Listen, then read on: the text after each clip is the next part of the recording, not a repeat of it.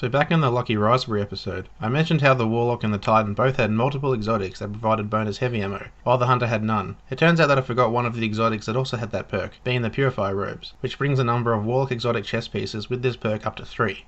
So while we're on the topic of the Purifier Robes, let's make that the talking point of this episode: how to optimize the Purifier Robes. So this exotic was introduced during the House of Wolves, alongside Trials of Osiris, which coincidentally was the most common place to find the Purifier Robes at the time. There was actually a brief time where the robes were something to note when inspecting other teams' loadouts while flying into the map, but in today's content, they really have no place in content like Trials for good reason, which I'll get into later. But the robes have use in both PvE and PvP, with varying levels of success. So let's analyse the perks and consider a build for the Purifier Robes. So as I mentioned, you will get the increased special or heavy ammo node by default, which can't be re-rolled, not that you would want to anyway. And you can change the incoming element perk to your liking with glass needles. But the increased armor while using a solar subclass is fixed. The exotic perk grants disorientation to nearby enemies when you activate Radiance from Death, so this roughly translates to you dropping a small flashbang grenade when you self-res. That definitely sounds good, particularly in Trials when self-res can completely turn a game around, but this became less effective over time. Why? Because people now are far more aware of dead Warlocks in Trials, and make a conscious effort to orb watch and spawn lock.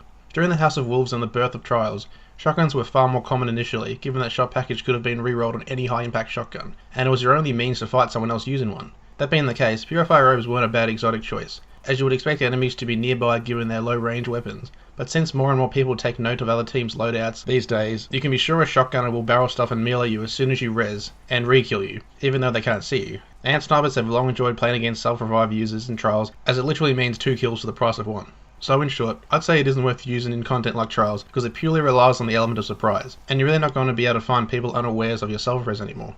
On top of that, self-res isn't what it used to be in PvP, since they cut down the duration of Radiance and the Firebolt nerf. But anyway, I completely neglected to mention the subclass build before I started casting off my opinion on the robes, so let's take a step back and look at the build. Well, it needs self-res given it's the exotic perk. And that's it, nothing else will influence this exotic perk, so you are literally free to use anything else to your liking in the skill tree.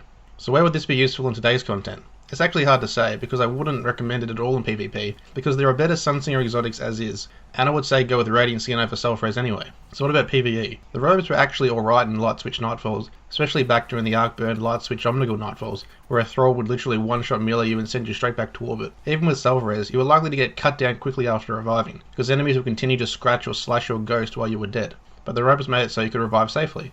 That was where the exotic shined, but also the only place it shined. Outside of that, and some brief use initially in Trials, the robes were just a meh exotic. The fact that nightfalls don't send you back to orbit anymore, and the light switch modifier has been removed since year 1, yeah, I wouldn't even suggest actually using the Purifier Robes at all. But hey, if you want to try them out, maybe to mess around in the Crucible or something, then give them a go.